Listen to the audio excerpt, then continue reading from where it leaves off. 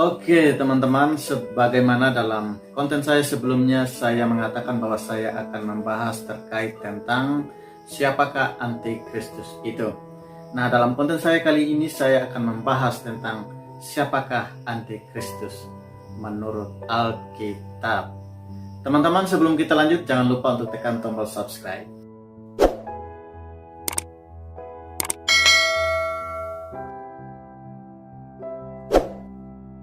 Untuk memahami tentang siapa antikristus itu, tentu kita harus memahami arti dari kata antikristus itu sendiri.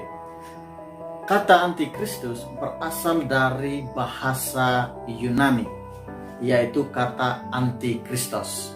Sekali lagi, antikristos. Yang kata ini memiliki arti sebagai menentang Kristus atau suatu kekuasaan yang menentang pekerjaan Kristus. Atau kata itu dapat berarti pengganti Kristus, yang artinya seseorang yang menyatakan atau suatu kekuasaan yang mengambil tempat Kristus, atau seorang Kristus palsu atau Mesias palsu. Kata antikristus bukanlah suatu kata yang asing di kalangan umat Kristen, di mana kata antikristus selain dilihat di dalam Alkitab, juga sering didengar melalui khotbah-khotbah para hamba Tuhan. Dan juga kata antikristus ini sering dikaitkan dengan peristiwa-peristiwa yang sangat fenomena yang sering terjadi. Nah, salah satu contohnya adalah munculnya virus corona yang melanda dunia saat ini. Nah, sejak munculnya virus corona ini, muncul juga teori-teori konspirasi yang mengaitkan antikristus ini dengan corona, atau corona itu dikait-kaitkan dengan angka 66 yang ada di dalam kitab Wahyu. Dan saya pun sendiri sudah menjelaskannya di dalam konten saya sebelumnya bahwa corona itu bukanlah antikristus. Antikristus tidak menunjukkan pada sakit penyakit atau yang namanya virus. Namun kata antikristus itu sendiri harus dipahami dan dilihat dari konsep tulisan dari penulis kitab yang ada kata antikristus itu sendiri.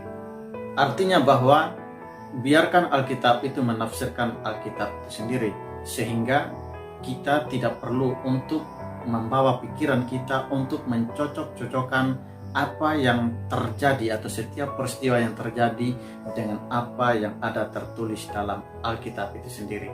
Kitab Wahyu adalah salah satu kitab yang paling banyak berbicara tentang akhir zaman. Namun yang menariknya adalah di sana tidak kita temukan kata antikristus itu sendiri. Meskipun kitab Wahyu ditulis oleh Yohanes sendiri, namun kata antikristus dapat kita jumpai di dalam surat-surat Yohanes yang lainnya, seperti di dalam pertama Yohanes dan 2 Yohanes. Namun meskipun di sana Yohanes berbicara tentang antikristus, tetapi dengan jelas Yohanes tidak menyebutkan nama yang jelas atau yang pastinya dari antikristus itu sendiri. Tetapi Yohanes menulis tentang antikristus itu, dan di dalam tulisan Yohanes sendiri tersirat dengan jelas siapakah antikristus yang sesungguhnya. Dalam pertama Yohanes pasal 2 ayatnya yang ke-18, di sana dikatakan, "Anak-anakku, waktu ini adalah waktu yang terakhir, dan seperti yang telah kamu dengar, seorang antikristus akan datang. Sekarang telah bangkit banyak antikristus, itulah tandanya bahwa waktu ini benar-benar adalah waktu yang terakhir." Nah, di sini Yohanes sedang berbicara tentang seorang antikristus yang akan datang, dan juga ia berbicara tentang antikristus yang sudah banyak muncul pada zamannya. Lebih jauh kalau kita melihat di dalam ayatnya yang ke-19, Yohanes mengatakan memang mereka berasal dari antara kita, tetapi mereka tidak sungguh-sungguh termasuk pada kita. Di sini Yohanes juga sedang mengingatkan untuk mewaspadai antikristus yang akan muncul. Nah, sesungguhnya antikristus itu hidup dan diam di tengah-tengah kumpulan orang percaya itu sendiri, tetapi mereka tidak mengakui atau percaya bahwa Kristus telah datang dalam rupa manusia.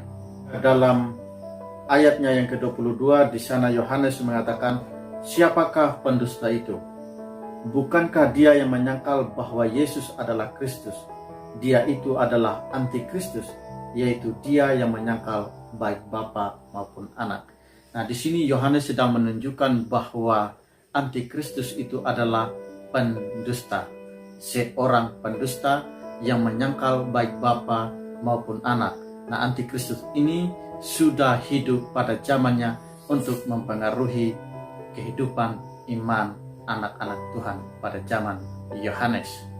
Selain berbicara tentang antikristus, Yohanes juga berbicara tentang roh antikristus. Itu bisa kita lihat di dalam pertama Yohanes pasal 4 ayat yang ketiga. Di sana dikatakan, dan setiap roh yang tidak mengaku Yesus tidak berasal dari Allah. Roh itu adalah roh antikristus, dan tentang dia telah kamu dengar bahwa ia akan datang, dan sekarang ini ia sudah ada di dalam dunia ini. Nah, di sini sesungguhnya Yohanes sedang melawan salah satu kesesatan dari orang-orang Gnostik pada waktu itu yang menyangkali bahwa Kristus telah datang dalam rupa manusia. Sehingga roh antikristus yang dimaksudkan oleh Yohanes di sini bukanlah menunjuk pada roh halus, tetapi menunjukkan pada pengajaran atau semangat dan motivasi yang kuat dari pengajaran yang diajarkan oleh orang-orang Gnostik. Demikian pula dengan pengertian yang sama muncul kembali di dalam surat Yohanes yang kedua, dalam pasal 1 ayatnya yang ke-7. Di sana dikatakan, sebab banyak penyesat telah muncul dan pergi ke seluruh dunia yang tidak mengaku bahwa Yesus Kristus telah datang sebagai manusia. Itu adalah si penyesat dan antikristus. Di sini Rasul Yohanes sedang menunjukkan pada seorang pribadi antikristus, yaitu antikristus ini adalah sebutan untuk orang-orang yang memegang ajaran bidat, yakni orang-orang yang hidup sesama dengan Rasul Yohanes pada waktu itu. Dengan demikian, dari kitab 1-2 Yohanes, yakni dari beberapa ayat yang sudah kita sebutkan tadi atau yang sudah kita bahas bersama tadi, dapat disimpulkan bahwa antikristus itu adalah pendusta. Antikristus itu adalah penyesat setiap anak-anak Tuhan. Antikristus itu adalah dia yang menentang dan melawan Kristus. Antikristus itu adalah dia yang hendak menggantikan kemuliaan Kristus dengan kemuliaan dirinya.